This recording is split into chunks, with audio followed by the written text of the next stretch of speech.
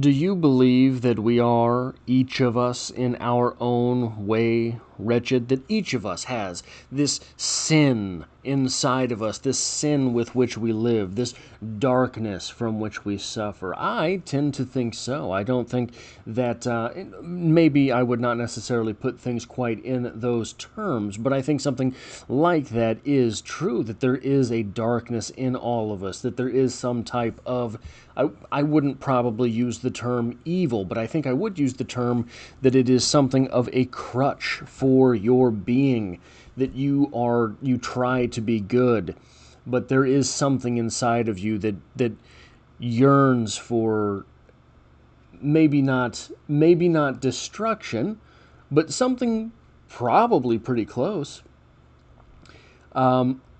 I think that thing is true. Some of us have much darker entanglements than others, obviously. Some of us have just small things. We like to munch on some chocolate before we go to bed, something like that, versus people who are committing national catastrophes, etc. But I do think that there is something to that in all of us, and that's human, right? If all of us have some shadow inside of us, that is human. What is maybe the thing which takes it to the right place or the wrong place is how we deal with it after that recognition.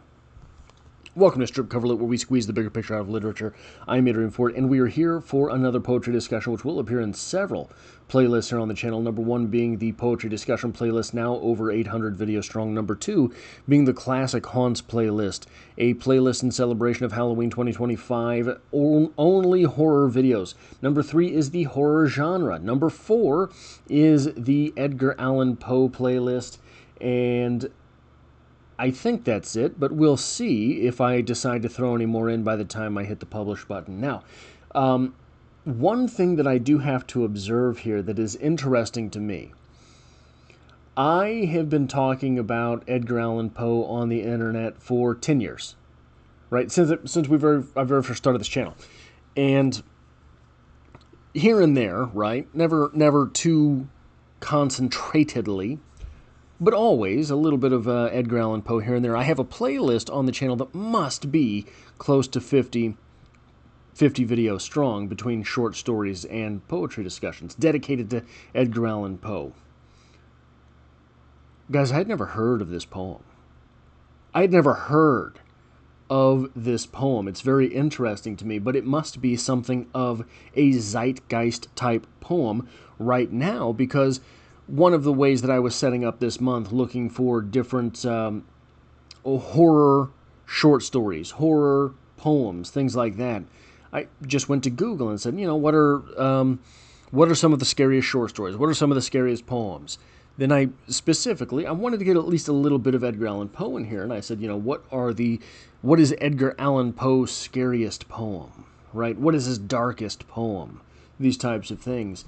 And I got a couple of different results for people who had made lists, and this was in those lists, and I'd never read it. So I, still a little bit curious about it, but whatever. So I went to every AI that I can have access to, right? I went to ChatGPT. What is Edgar Allan Poe's top 10 darkest poems? This was number one. I went to Grok on X. What are Edgar Allan Poe's scariest poems? This was number one. I used Google's AI. I can't remember exactly what it's called, and I think Google had this poem ranked number two. I'd never heard of it. So, here we are. The poem in question is Dreamland by Edgar Allan Poe, and it reads as such. By a route obscure and lonely, haunted by ill angels only, where an eidolon named Night on a black throne reigns upright, I have reached these lands but newly, from an ultimate dim Thule, from a wild, weird clime that lieth sublime out of space and time. Bottomless vales and boundless floods, and chasms and caves and titan woods, with forms that no man can discover for the tears that drip all over, mountains toppling evermore into seas without a shore, seas that restlessly aspire, surging unto skies of fire, lakes that endlessly outspread their lone waters, lone and dead, their still waters still and chilly with the snows of the lolling lily. By the lakes that thus outspread their lone waters, lone and dead, their sad waters sad and chilly with the snows of the lolling lily. By the mountains near the river, murmuring lowly, murmuring ever. By the gray woods, by the swamp, where the toad and the newt encamp. By the dismal tarns and pools, where dwell the ghouls. By each spot the most unholy, in each nook the most melancholy, there the traveler meets aghast sheeted memories of the past, shrouded forms that start and sigh as they pass the wanderer by, white-robed forms of friends long given in agony to the earth and heaven. For the heart whose woes are legion, 'tis a peaceful, soothing region. For the spirit that walks in shadow, 'tis an Eldorado. But the traveler, traveling through it, may not dare openly view it. Never its mysteries are exposed to the weak human eye unclosed. So wills its king, who hath forbid the uplifting of the fringed lid. And thus the sad soul that here passes beholds it but through darkened glasses, by a route obscure and lonely, haunted by ill angels only, where an eidolon named Night on a black throne reigns upright. I have wandered home but newly from this ultimate dim Thule. So what do we have here? Well, I think that it's pretty important, first off, to acknowledge where it seems that we are at.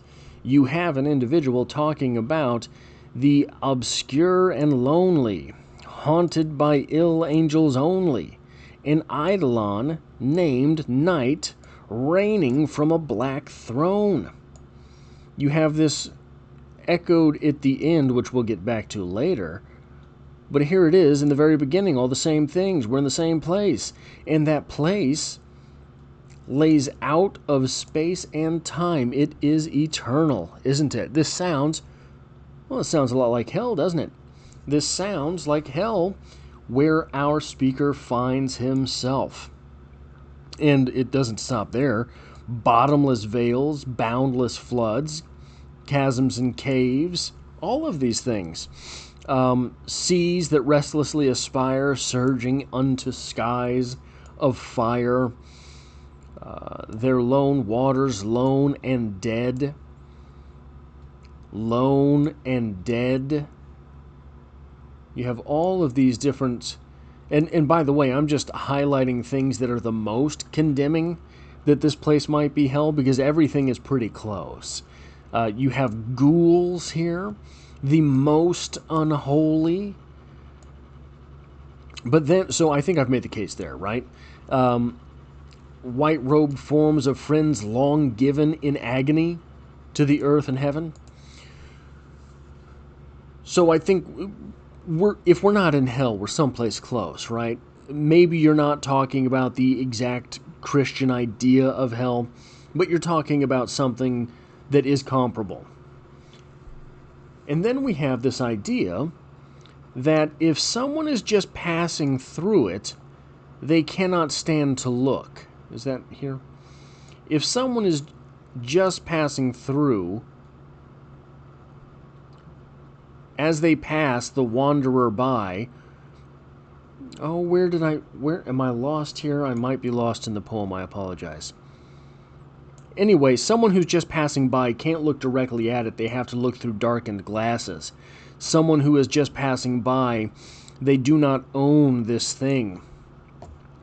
And thus the sad soul that here passes beholds it but through darkened glasses. They are not here. So this is, I think, exemplary of the idea that hell might not be a physical place. It might be a time period, right? And it might be this sort of eternal torture of the soul in a momentary form, right? Which sounds oxymoronic, but I think that if you were talking about the idea of time stretching out by the feelings we have in it, the sadder you are, the more you're struggling, the longer a period of time feels, right? So that is the torture of this individual passing through it, who cannot look directly at those things that are troubling him, cannot look directly at those things that are tearing him down. He has to do it through darkened glasses, right? So that's interesting as well, because it's pretty obvious, right? We experience this in our daily lives. You know, people who are actively ignoring things that are ruining their life right now. You know people like that. But then we have, so that's kind of normal though, right? That kind of reaction to going through hell is normal. That you don't want to be there. You don't want to look directly at things. You want to keep moving. But then we have the speaker who is not doing that. The speaker starts this poem by talking about, hey, this place is weird, right? All of this darkness going on out of space and time, weird, wild climb that lieth sublime. But we get down here, for the heart whose woes are legion, 'tis a peaceful, soothing region. For the spirit that walks in shadow, 'tis an El Dorado.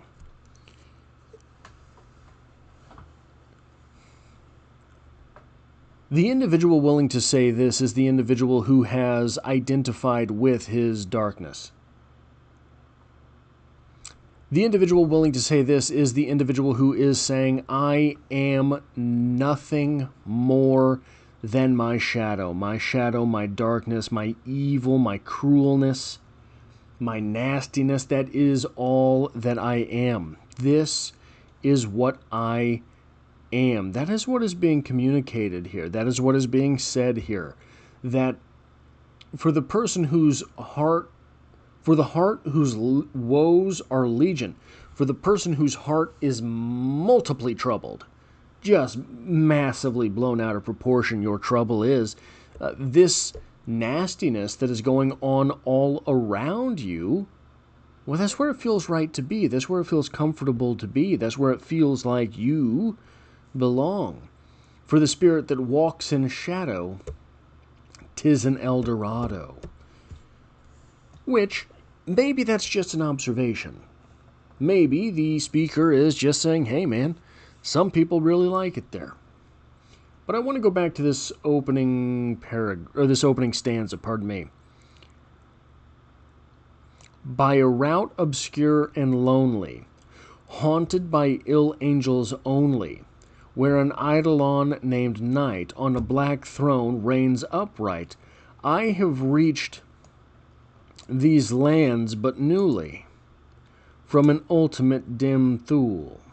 Okay, interesting. Let's go to that last stanza, where we get a lot of that repeated. By route, okay, so let me go back, I apologize. I meant to just make one more note of this. These lands, I have reached these lands but newly. By a route obscure and lonely, haunted by ill angels only, where an eidolon named Night on a black throne reigns upright, I have wandered home but newly from this ultimate dim Thule. I have wandered home. Our speaker is saying he is home. This is where he belongs. He is that darkness.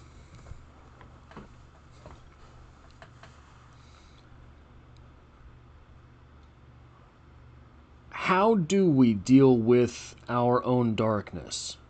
How do we deal with those things that we identify in ourselves as not being the greatest? Down to those things which we might readily identify as being outright evil. The correct response is to want to fix them, right? To want to move on from them, right? To want to say, I am better than that. But here, we have the individual saying, I am that. Nothing more. I am that darkness. This is where I belong. Yeah, that's a pretty nasty message, isn't it? So that is what we have here. I think that in the light of a poem like this, moralizing might be a step too obvious. So I don't know what to do here. That is all I have for this poetry discussion. If you like or appreciate what it is that I do here, hitting the like button really does help me out, as it tells YouTube to share this video with other literature lovers. If you find yourself here by chance but not design, literature is the only thing I talk about on this channel, dropping multiple videos every single week. There is poetry every Monday, and I hope to have you back for the next one.